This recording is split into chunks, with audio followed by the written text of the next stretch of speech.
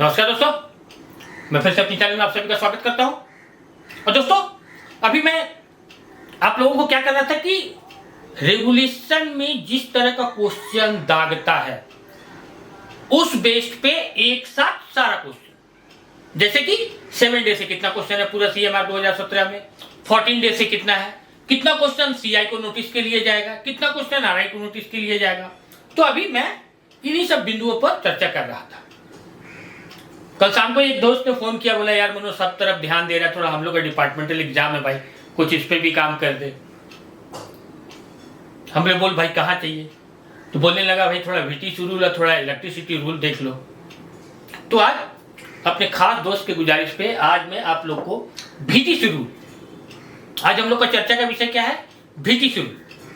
मेरे जितने भी माइनिंग के भाई बंधु है ना, जो अभी पढ़ रहे हैं या जो डिप्लोमा पास आउट है, नौकरी में नहीं लगे, या जो माइनिंग सरदार ओवरमैन हैं, तो देखो मैं एक बात आप लोग को बता देता हूं। नौकरी नहीं लगा है तब तक DJ Deshmukh regulation act rule नैया पार करेगा।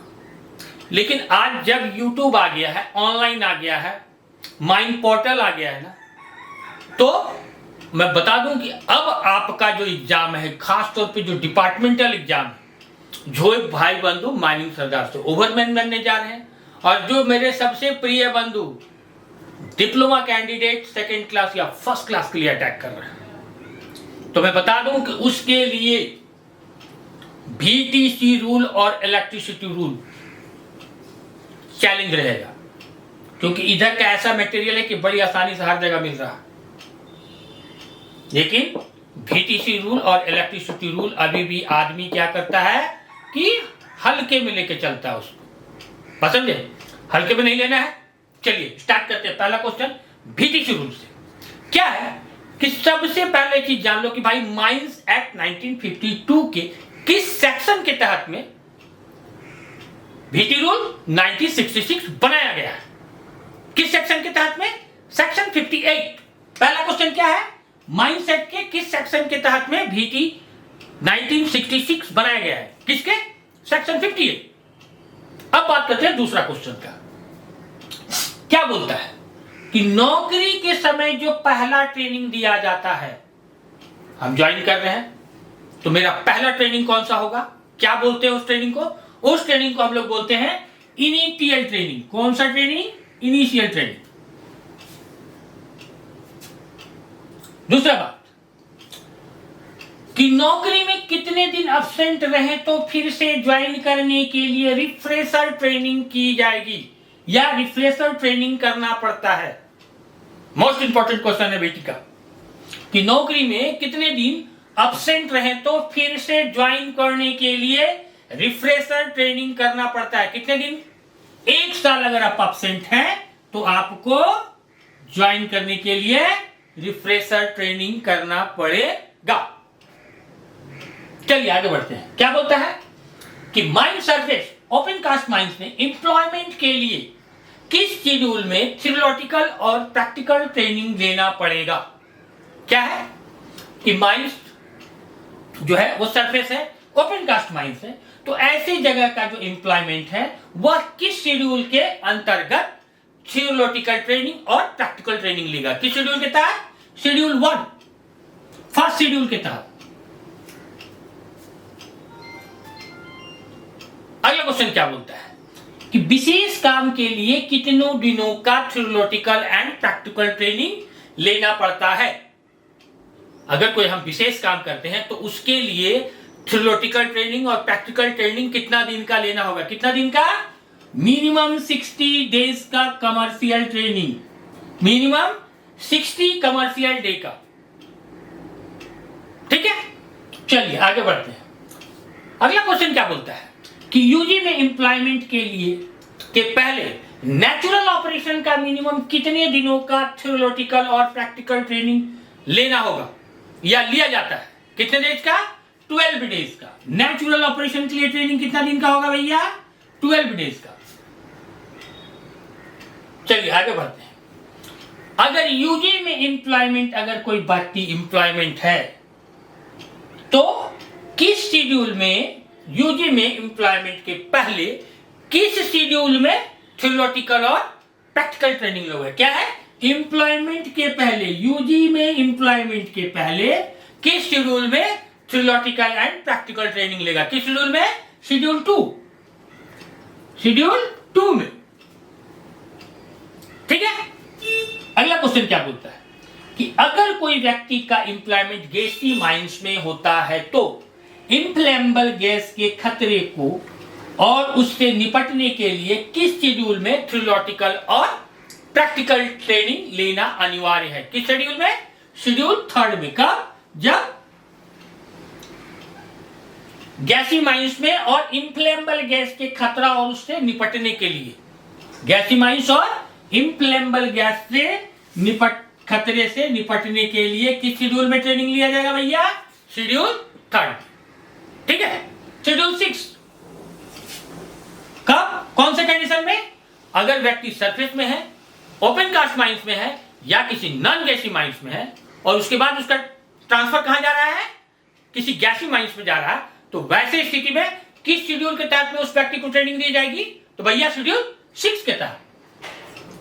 अब बात करते हैं कि जब कोई व्यक्ति 1 साल से नॉन अटेंडेंस मान ले 1 साल नागा कर दिया भाई, ठीक है, होने के बाद कार्य के लिए जा रहा है, कहां पे? या तो ओपन कास्ट होगा या यूजी होगा, माइंस में 2 ही जगह। तो अगर वो ओसीपी में काम कर रहा है या यूजी में काम कर रहा है तो 1 मंथ के अंदर में किस शेड्यूल में रीट्रेनिंग ली जाएगी या प्राप्त करेगा? क्या है? अगर कोई व्यक्ति 1 साल तक ओपन कास्ट माइंस या यूजी माइंस में नॉन अटेंडेंस यानी बिना अटेंडेंस का था और उसके बाद वो क्या कर रहा है? नौकरी में ज्वाइन कर रहा है, वैसी स्थिति में 1 महीने के अंदर में किस शेड्यूल के तहत में उसको रीट्रेनिंग लेना है? तो शेड्यूल 4 के तहत। आगे बढ़ते हैं। क्या बोलता है कि जब कोई व्यक्ति 1 साल से नॉन अटेंडेंस होने के बाद कार्य में योगदान करने जाए तो, ये एक टर्म है कि 1 साल नॉन अटेंडेंस होने के बाद अगर कार्य पे जाना शुरू कर रहा है तो पहला क्वेश्चन निकल के आएगा कि अगर सरफेस और ओपन कास्ट माइंस में वो काम करने वाला है तो उसका ट्रेनिंग कैसा होगा?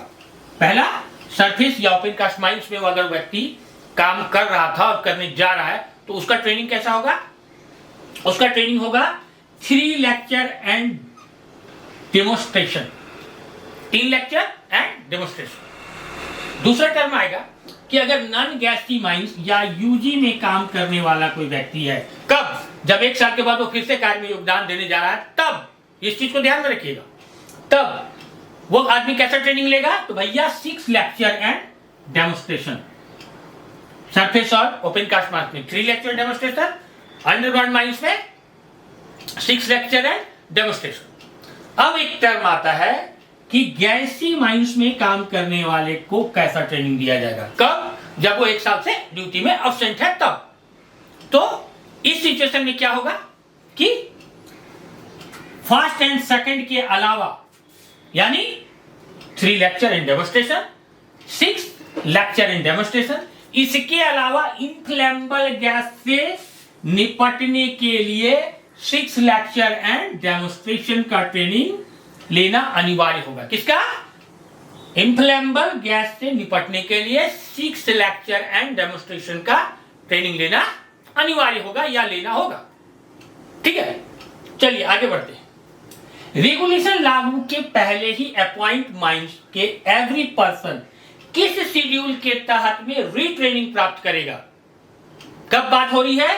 रेगुलेशन लागू होने के पहले अगर कोई माइंस अपॉइंट कर लिया, कोई माइंस चल रहा है, तो उसके एवरी पर्सन को किस शेड्यूल के तहत में रीट्रेनिंग प्राप्त करना होगा? किस शेड्यूल के तहत में? शेड्यूल 8। किस शेड्यूल के तहत में वो आदमी ट्रेनिंग प्राप्त करेगा? शेड्यूल 8 में। अब आगे बढ़ते हैं। क्या बोलता है अगला क्वेश्चन कि यूजी के गैसी माइंस का वर्कर रेगुलेशन लागू होने के कितने दिन के अंदर किस शेड्यूल में ट्रेनिंग करेगा या उसको ट्रेनिंग दिया जाता है? क्या क्वेश्चन कि यूजी के गैसी माइंस का वर्कर रेगुलेशन लागू होने के कितने दिन के अंदर किस शेड्यूल में ट्रेनिंग लेगा? किस शेड्यूल में? शेड्यूल 4 में। और कितने दिन के अंदर? 1 साल के अंदर। ठीक है, आगे बढ़ते हैं हम लोग। क्या बोलता है अगला में कि माइंस ट्रेनिंग के दौरान व्यक्ति को कितने समय की छुट्टी दी जाएगी?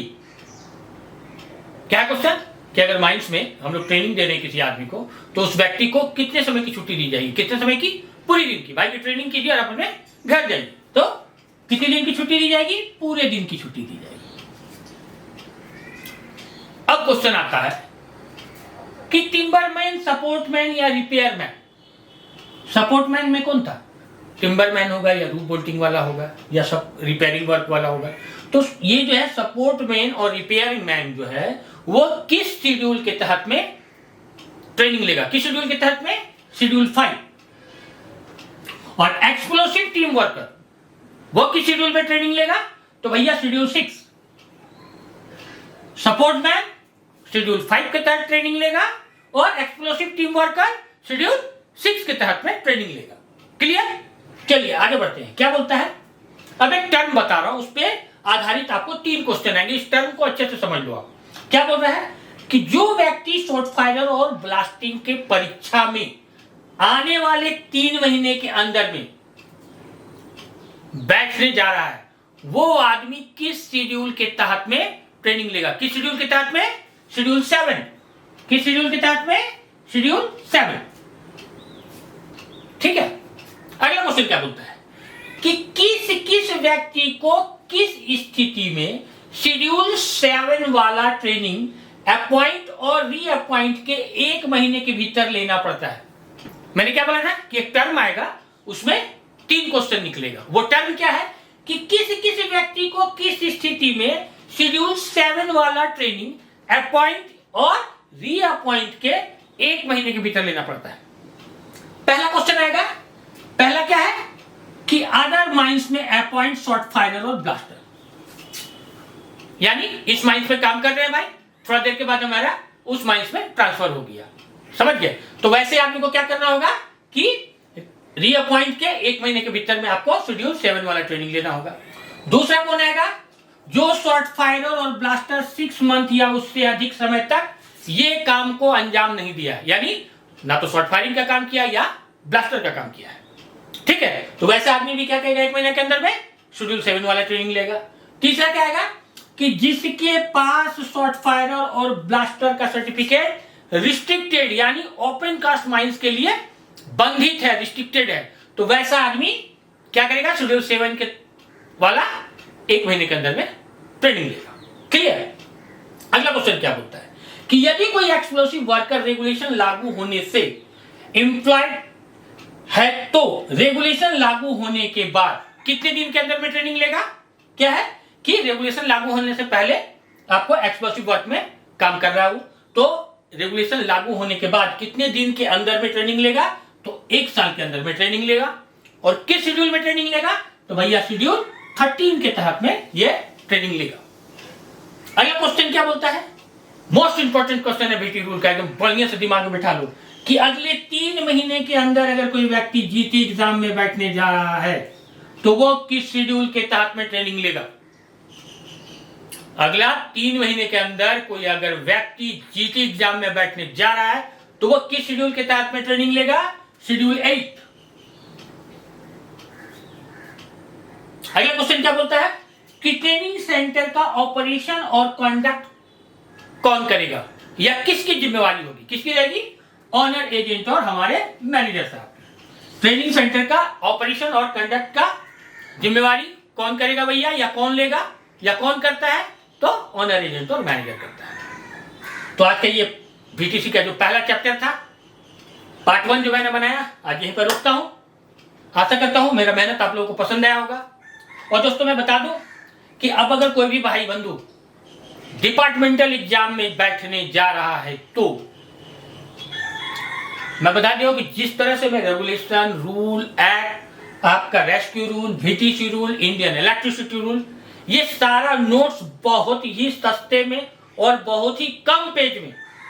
और अगर मैं ये जो आज का वीडियो, अगर जो पहला बार मेरे वीडियो देख रहा है वो देखना कि ये जो वीडियो है ना, ये जो किताब उठा के देखना बीटी रूल का, मैं एकदम लाइन से लाइन पढ़ाता हूं दोस्त, एक पॉइंट भी छूट नहीं जाए, एक एक लाइन से जहां से क्वेश्चन निकलता है ना उसी तरह से दागता हूं। और मेरा नोट्स भी बिल्कुल उसी तरह से है। जिस भाई बंधु को चाहिए, मेरा जो कांटेक्ट नंबर है आप उस पर जाइए और उस पर कांटेक्ट कीजिए। एक बार एक असाइनमेंट आप मंगा के देखिए, मजा आएगा आपको। तब तक के लिए धन्यवाद।